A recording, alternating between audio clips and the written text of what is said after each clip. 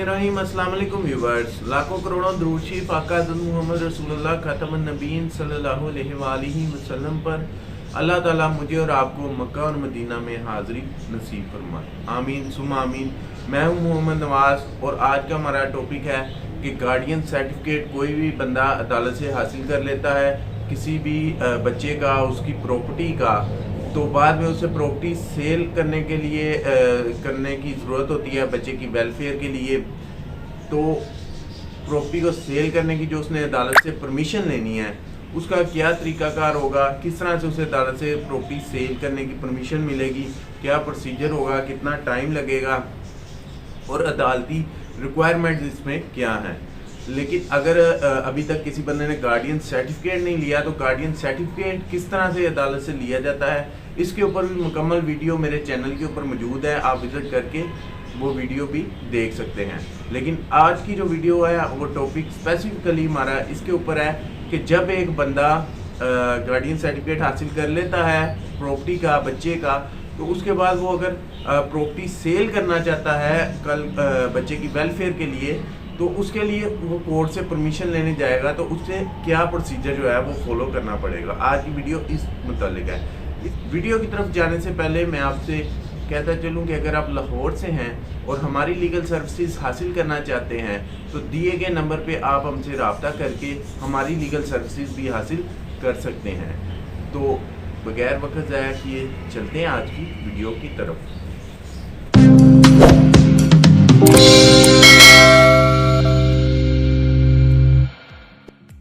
जी viewers, जैसा कि आपको आज के टॉपिक का पता ही है, तो टॉपिक पे जाने से पहले टॉपिक से रिलेटेड ही एक वाक़या है छोटा सा, मैं आपके साथ शेयर करना चाहता हूँ कि थोड़े दिन पहले मेरे पास एक बंदा आया, गार्डियन सर्टिफिकेट उसके पास मौजूद था। उसने आके मुझे कहा जी मैं ये बच्चे के नाम पे प्रॉपर्टी है, इसका मैं गार्डियन हूँ, तो मैं ये प्रॉपर्टी सेल आउट करना चाहता हूँ। तो मैंने कहा ठीक है, आप बच्चे की वेलफेयर के लिए करना चाह रहे हैं? कहता जी बिल्कुल। मैंने कहा ठीक है, आप कर दें। तो आप मुझे पेपर दिखाएं सबसे पहले कि जो आपने गार्डियन लिया है। तो जब मैंने उसका पेपर चेक किए तो पेपर उसके पास जो मौजूद थे वो सिर्फ़ और सिर्फ बच्चे की हद तक वो गार्डियन था और प्रॉपर्टी का उसने अपने केस में जिक्र नहीं किया था, उसी तरह से अदालत ने अपनी डिग्री में जिक्र नहीं किया था। उसका जो गार्डियन सर्टिफिकेट था वो सिर्फ़ और सिर्फ स्पेसिफिकली बच्चे की हद तक था। बच्चे का वो गार्डियन ज़रूर था वो बंदा, लेकिन बच्चे की प्रॉपर्टी का गार्डियन नहीं था। तो याद रखें, जब भी एक बंदा बच्चे का गार्डियन होगा उसके साथ साथ उसकी प्रॉपर्टी का गार्डियन भी उसे होना ज़रूरी है कोर्ट के ज़रिए से। अगर वो सिर्फ कहता है कि मैं बच्चे का गार्डियन हो गया हूँ, अब बच्चे की हर चीज़ का मैं गार्डियन ऑटोमेटिकली बन गया हूँ, तो वो बात झूठ है। उसे प्रॉपर्टी का जो गार्डियन है वो भी लेना पड़ेगा अदालत से।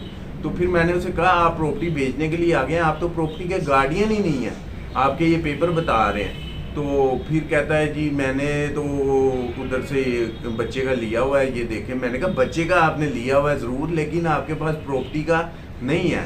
पहले आप कोर्ट में जाएं, प्रॉपर्टी की हद तक गार्डियन डिक्लेयर हों, फिर आप प्रॉपर्टी को सेल करने की परमिशन कोर्ट से ले सकते हैं।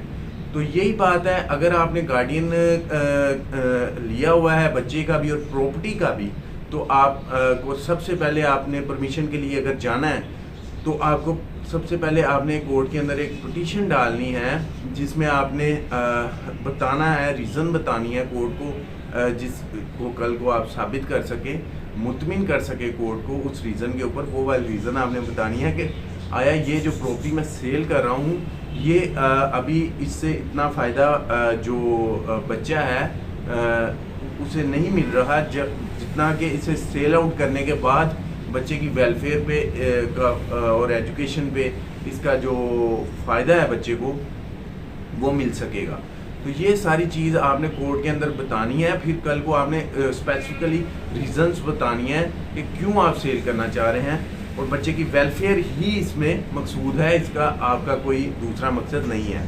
तो जब आप पिटीशन डालेंगे, पिटीशन में आम तौर पे जो पिटीशन होती है मोस्टली केसेस में वो होती है पब्लिक एट लार्ज के अगेंस्ट, कि कोई भी अगर पब्लिक में किसी को भी इतराज़ है इस प्रॉपर्टी के सेल होने से तो वो आके अपना इतराज़ कोर्ट में बता सकता है। लेकिन अगर मिसाल के तौर पे किसी बंदे ने कंटेस्ट किया होता है केस को, अगर गार्डियन कंटेस्ट किया, मिसाल के तौर पे मामू ने भी कंटेस्ट किया, चाचू ने भी कंटेस्ट किया केस, और फिर अल्टीमेटली जो कोर्ट ने है उन दोनों की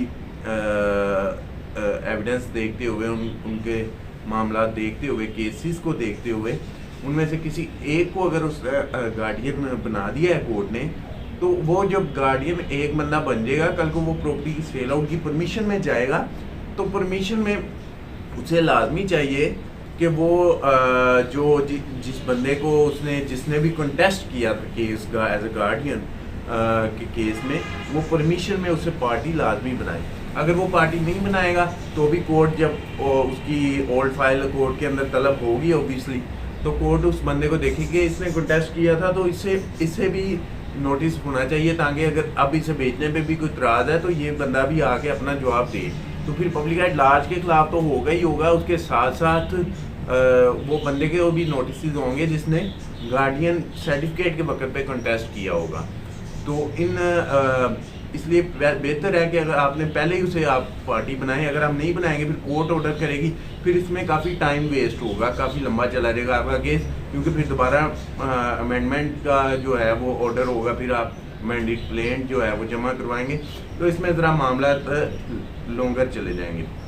तो बेहतर है पहले ही उस बंदे को पार्टी बनाया जाए, फिर उस बंदे को और ओबियसली पब्लिक एट लार्ज को की हद तक जो है वो न्यूज़पेपर में इश्तिहार दिया जाएगा और उसके साथ साथ उस बंदे को नोटिस किए जाएंगे।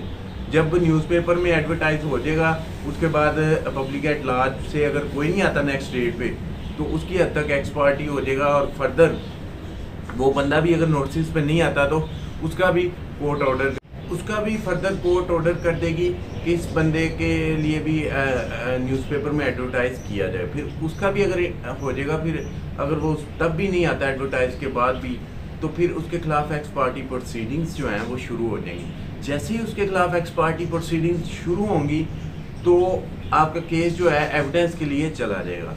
एविडेंस होगी, उसमें एविडेंस होने के बाद अगर तो वो मिसाल के तौर पे कंटेस्ट कर रहा होता है, केस एक्स पार्टी प्रोसीडिंग्स नहीं होती, तो फिर आपकी एविडेंस होगी, उसके बाद उस बंदे की एविडेंस होगी और फिर फर्दर केस आगे चलेगा। अगर पब्लिक एट लार्ज में से भी कोई बंदा अगर पेश हुआ होता है तो फिर उसकी भी एविडेंस होगी।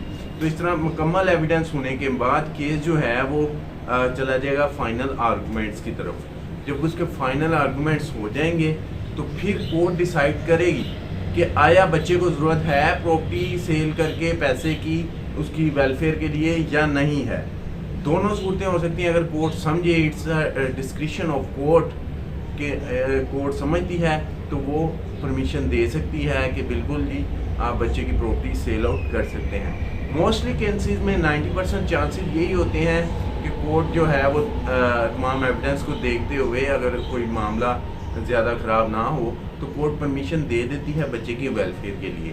तो फर्दर सम कॉम्प्लिकेटेड केसेस ऐसे भी होते हैं जिसमें कोर्ट समझती है कि ये बंदा बच्चे का हक खाना चाह रहा है, उसका पैसा खा जाएगा सेल आउट करके प्रॉपर्टी, तो फिर कोर्ट परमिशन नहीं देती। इन सम हाउ कोर्ट फिर ऐसे केसेस में उस बंदे का गार्डियन भी कैंसिल कर सकती है और चाहे तो कोर्ट खुद भी गार्डियन किसी भी बंदे को अपॉइंट कर सकती है और जब तक अपॉइंट नहीं भी करती तो कोर्ट उसकी गार्डियन होती है।